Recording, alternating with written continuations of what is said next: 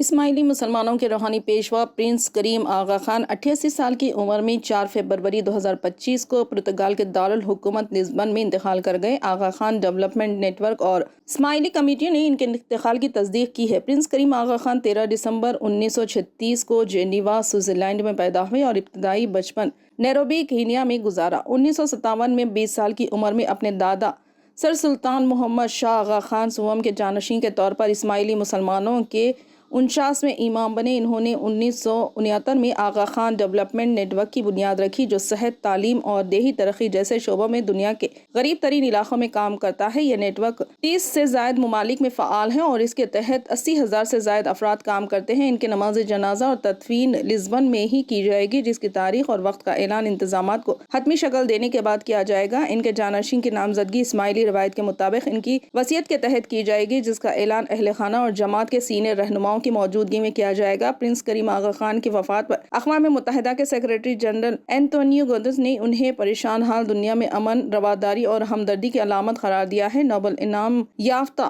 ملالہ یوسفزئی نے کہا کہ ان کی وراثت دنیا بھر میں تعلیم، صحت اور ترقی کے لیے ان کے ناقابل یقین کام کے ذریعے باقی رہے گی۔ پرنس کریم آغا خان کی انسانیت کے لیے خدمات اور فلاحی کاموں کو ہمیشہ یاد رکھا جائے گا۔